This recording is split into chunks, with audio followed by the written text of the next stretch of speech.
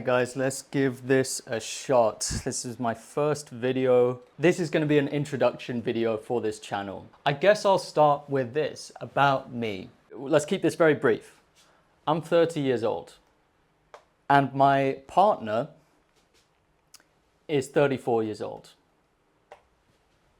We are childless. We're a childless couple, okay? We don't have any kids. Let me just adjust this. Maybe I fit in the frame better there.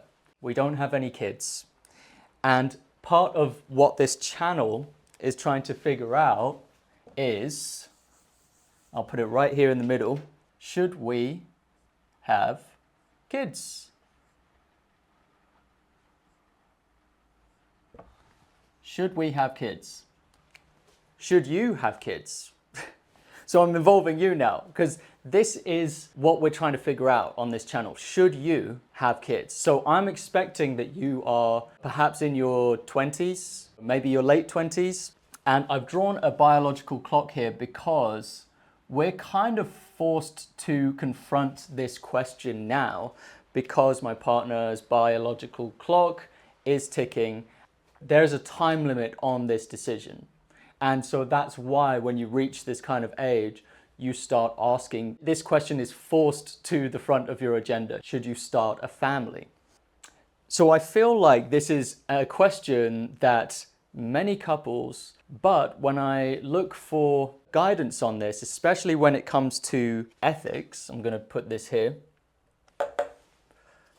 there's not a lot of discussion. It's not very mainstream. So part of what this channel is trying to do, and it is a YouTube channel first and foremost, I might make a website out of it. Going into a little bit more about me, I want to get one thing out of the way, and maybe this should go in the debunking section, but I will say that we are happy.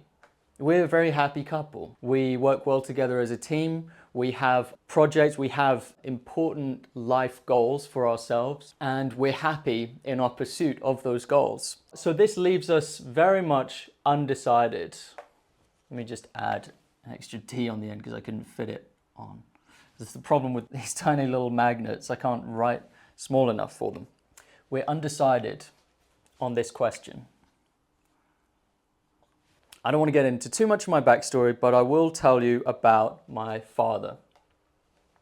This year, I scattered my father's ashes, okay? He passed away earlier this year.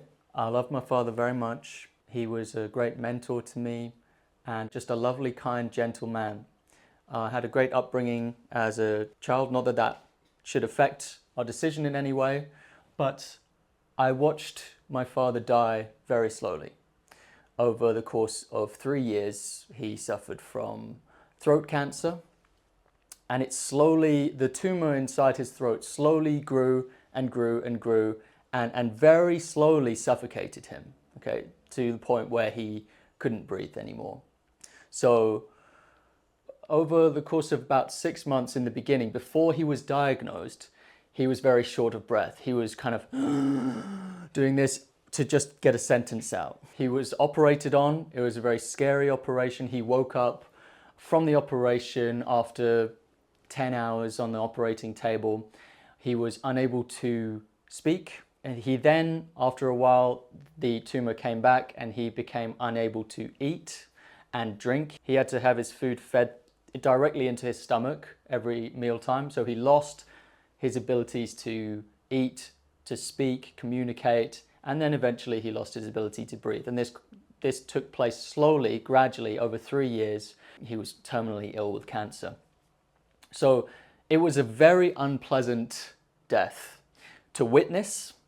But more than to witness, it was very unpleasant for him to experience. And it led me to think, who is responsible for that? The doctors weren't responsible, even though they diagnosed him late. They were not responsible. You cannot hold a cancer responsible. Cancer is not sentient. It is not making any decisions. Maybe no one's responsible. That's a possibility. But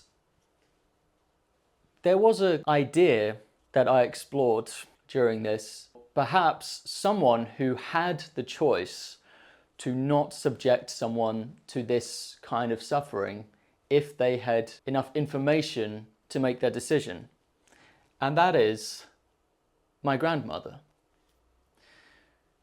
If my grandmother had a crystal ball and knew the nature of my father's death, perhaps she wouldn't have had him as a child. I wouldn't exist. So I'm kind of grateful that she did. That's where it gets a little bit complex, right? This is an ethics channel.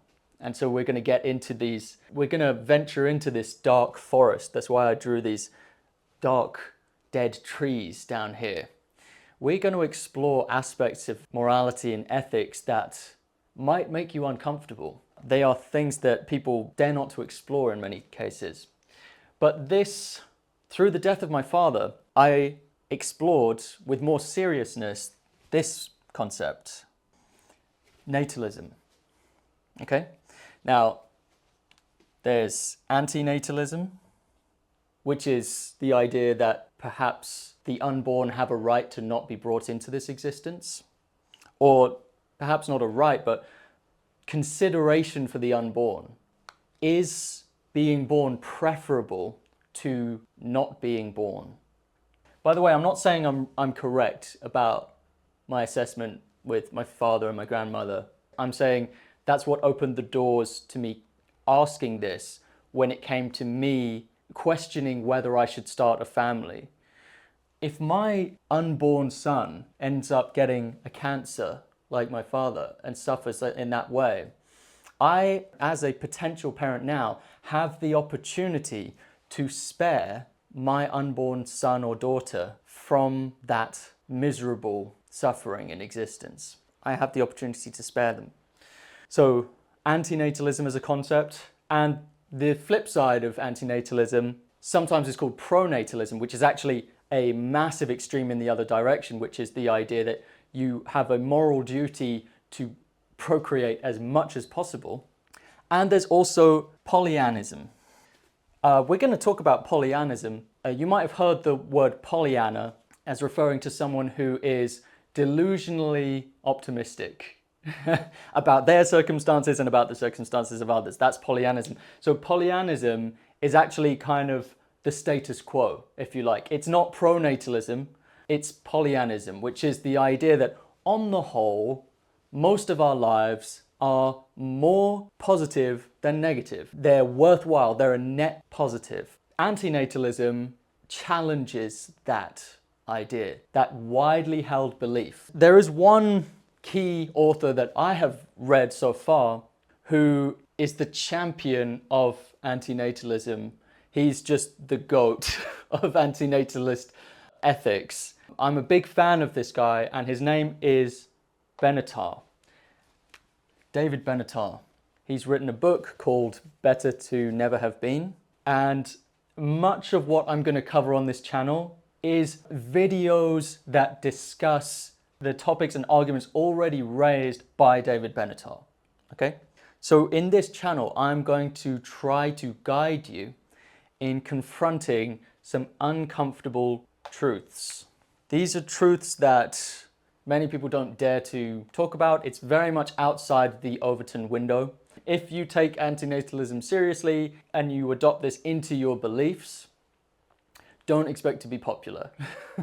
It's not a very popular movement, and it's kind of destined to not be popular because of our instinctive drive to procreate. However, I am very grateful to the author of David Benatar to make this argument to me. And so I think that every parent, even people who decide against, I have a hunch that antinatalism is a good thing to learn even if you end up disagreeing with it and you become a parent. It's good to hear the other side of the argument. Unlike my other YouTube channels, this is not going to be a perpetual channel. I plan for this to be a finite number of videos. It's a project for me. It's a body of work, and then it will finish. So I'm just going to put here that it's finite, okay? There are going to be a set number of these videos, and then they're just going to exist here on YouTube. They're going to hang out. This channel will become a dead channel There won't be any more activity really until I have something more to say. I'm not just going to be running on a treadmill trying to play the content game, okay? So perhaps that's a reason to watch my videos when they get released and when they come up, because with every video, other than this one, which is just a placeholder for the channel, I'm really trying to say something with each video. Now, on this side of the board, I'm going to try to just debunk a few common misconceptions. So up here, we see we've got a human here. The first debunking I want to say is whatever points I make in the videos on this channel, I want to say this very clearly as a disclaimer. This should not be interpreted or applied to humans who are already here, who already exist. It does not apply to people who are alive, okay? So if you're alive, the things I say should be interpreted differently to the unalive. And we're going to get into that. We're going to get into asymmetry arguments by Benatar. We're going to thoroughly drive a separation between people who are already living and people who do not exist yet, and how they can and should be treated differently. Also, there might be the misconception that this is anti-kids, like that I believe that kids are annoying or bad. And maybe I do, and maybe that will even come up in one of the videos, that I'll make an argument that it's really hard work to be a parent because kids can turn out to be quite unpredictable, right? But this is not trying to be anti-children, right? Children are different to the unborn, okay? Born.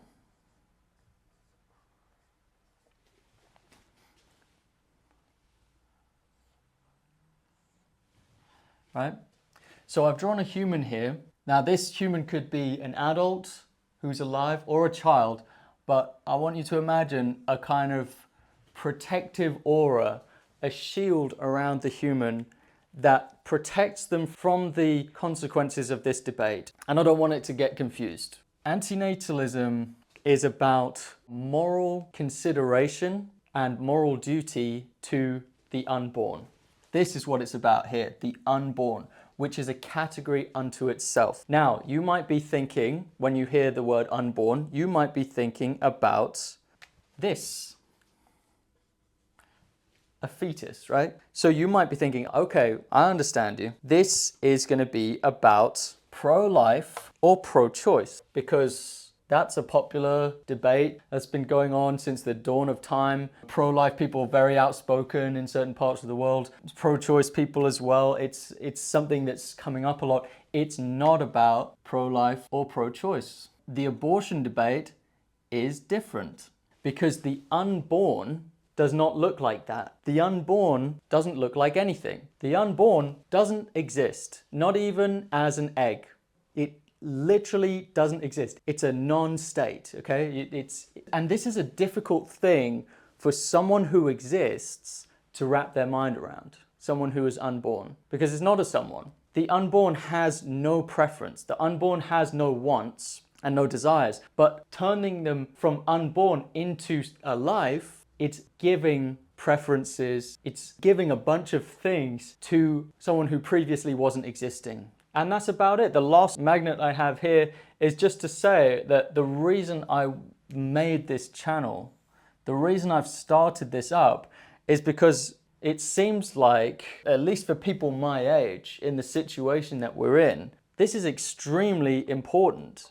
It might be for an average person, you know, someone who's not a politician or in charge of a country or in charge of a massive corporation. For average people, this might be the most important decision you ever make. Whether or not to bring a life into this world. And yet, very few people have fully explored the consequences and the responsibilities when it comes to this topic. So there's a huge gap here between the importance, I might put here, instead I might put like family, you know, maybe that's a better one, like kids sounds a little bit, you know, family, let's put family here. And I want to talk about this from multiple angles and aspects to really flesh out the understanding and the ideas behind starting a family. I felt so strongly about this subject that I decided to create a channel for it. Anyway, that's the introduction to this YouTube channel. Let's begin with the exploration.